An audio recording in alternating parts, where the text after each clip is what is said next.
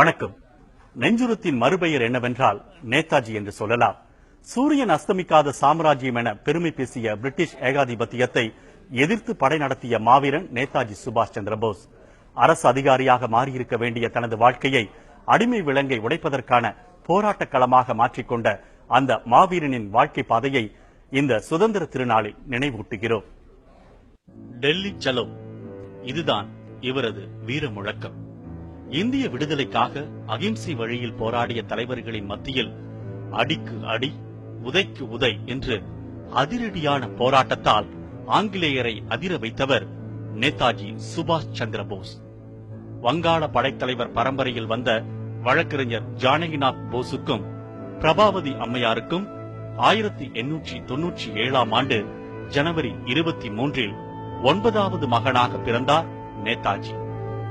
ஒரிசா மாநிலத்தின் கட்டாக் நகரை பூர்வீகமாக கொண்ட நேதாஜிக்கு சிறு வயது முதலே சுதந்திர போராட்ட வேட்கை தொற்றிக் கொண்டது.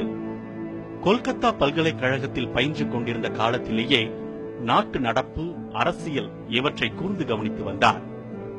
அது மட்டுமல்ல, நாட்டின் நிலைமை பற்றி வீட்டில் அவ்வப்போது சூடான விவாதத்திலும் ஈடுபடுவார். நேதாஜியின் அறிவுபூர்வமான வாதம் பார்ப்பவர்களை ஆச்சரியப்பட வைத்தது. ஆனால் அவரது பெற்றோருக்கு அதிர்ச்சியை ஏற்படுத்தியது. நேதாஜியின் கவனத்தை வேறு வழியில் திசை திருப்பவும், அவரிடம் மனமாற்றத்தை ஏற்படுத்தவும் மேற்படிப்பு படிக்க லண்டனுக்கு அனுப்பி வைத்தனர். எதிலும் முதன்மையாக திகழும் நேதாஜி அங்கு இந்திய குடிமைப் பணி எனப்படும் ICS நுழைவுத் தேர்வில் முதன்மையாக தேர்ச்சி பெற்றார். ஆனாலும் அவருக்கு மனதில் ஒரு உறுத்தல் இருக்கவே செய்தது. நாட்டை அடிமைப்படுத்தி இருக்கும் ஆங்கிலேயனின் கீழ் வேலை செய்ய அவரது மனம் ஒப்பவில்லை. கடும் முயற்சி எடுத்து படித்து ICS தேர்வில் வெற்றி பெற்று பதவியில் அமர்ந்த நேதாஜிக்கு அந்த பதவியை முள் இருக்கையாய் உணர்ந்தார். இதனால் அந்த பதவியை துறந்தார். லண்டனில் இருந்து தாயகம் திரும்பிய நேதாஜி காங்கிரஸ் கட்சியின் ஃபார்வர்ட் என்னும் ஆங்கில இதழில் உணர்ச்சி ததும்பும் கட்டுரைகளை எழுதி மக்கள் மனதில் சுதந்திர வேள்வியை தூண்டினார். மக்களின் பேராதரவோடு கொல்கத்தா மாநகராட்சி தேர்தலில் போட்டியிட்டு மாநகர நிர்வாக அதிகாரியாக தேர்ந்தெடுக்கப்பட்டார். நேதாஜியின் ஒவ்வொரு நகர்த்தலையும் பார்த்து அதிர்ந்து போன ஆங்கிலேய நிர்வாகமோ ஆங்கில ஆட்சியை கவிழ்க்க நேதாஜி சதிகார இயக்கத்தை தோற்றுவித்திருப்பதாக போலி அறிக்கை தயாரித்து அவரை கைது செய்து சிறையில் தள்ளியது. இதற்கு காந்தி உள்ளிட்ட தலைவர்கள் கடும் எதிர்ப்பு தெரிவித்தனர். நேதாஜி சுபாஷ் சந்திர போஸிற்கு ஆதரவான போராட்டங்கள் வலுப்பெற்றது. ஆனாலும் அந்த போராட்டங்களுக்கு ஆங்கிலேயர்கள் பணிந்துவிடவில்லை. சிறையில் தள்ளப்பட்ட நேதாஜி காசநோய் தாக்குதலுக்கு ஆளானார். போதிய சிகிச்சையின்றி படுத்த படுக்கையான அவருக்கு மருத்துவ சிகிச்சை கூட அளிக்கவில்லை ஆங்கிலேய அரசு. இந்த நிலையில் எப்படியாவது அவரை வெளியே கொண்டு வர வேண்டும் என்று விரும்பிய காங்கிரஸ் கட்சி நேதாஜியை சட்டமன்ற வேட்பாளராய் அறிவித்தது. இதனை வெள்ளையர் அரசால் தடுத்து நிறுத்த முடியவில்லை. நோயால் படுத்த படுக்கையாக இருந்த நேதாஜி அந்த தேர்தலில் படுத்துக் கொண்டே வெற்றி வாகை சூடினார். ஆனாலும் நேதாஜியின் உடல்நிலை கவலைக்கிடமாய் இருந்தது. நேதாஜி இனி பிழைக்க மாட்டார் என முடிவு செய்தது ஆங்கிலேய அரசு. இதனால் வேறு வழியின்றி அவரை விடுதலை செய்தது. விடுதலைக்கு பின் போதிய சிகிச்சை பெற்று மெல்ல மெல்ல உடல்நிலை தேறினார் நேதாஜி.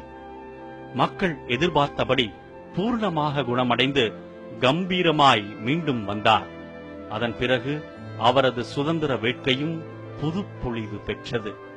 பலரது வேண்டுகோளை ஏற்று 1938இல் இந்திய தேசிய காங்கிரஸ் கட்சியின் தலைவரானார். தொடர்ந்து அவர் வெள்ளையர் அரசிற்கு சிம்ம சொப்பனமாகவே திகழ்ந்தார். அந்த காலகட்டத்தில் நிகழ்ந்த 2ஆம் உலகப் போரில் பிரிட்டிஷ் படைக்கு ஆதரவாக போரில் ஈடுபட இந்திய மக்களை ஆங்கில அரசு நிர்பந்தித்தது. இதை எதிர்த்த ஆங்கிலேய அரசுக்கு எதிராக மக்களை ஒன்று திரட்டினார். இதனால் 1940ஆம் ஆண்டு மீண்டும் கைதானார் நேதாஜி. சிறையில் தொடர் உண்ணாவிரதம் இருந்ததால் பின்னர் அவர் விடுதலையானார். இந்த நிலையில் அகிம்சை வழியில் போராடி வந்த மகாத்மா காந்திக்கு நேதாஜியின் தீவிரமான போக்கு அதிருப்தியை ஏற்படுத்தியது. இந்த நிலையில் ஆங்கிலேயரின் அடக்குமுறைக்கு முடிவு கட்ட புதிய திட்டத்துடன் 1941ஆம் ஆண்டு மாறு வேடத்தில் பாகிஸ்தான் வழியாக ஜெர்மனிக்கு தப்பி சென்றார் நேதாஜி. அங்கு ஹிட்லரை சந்தித்த நேதாஜி இந்திய விடுதலைக்கு அவரது ஆதரவை கோரினார்.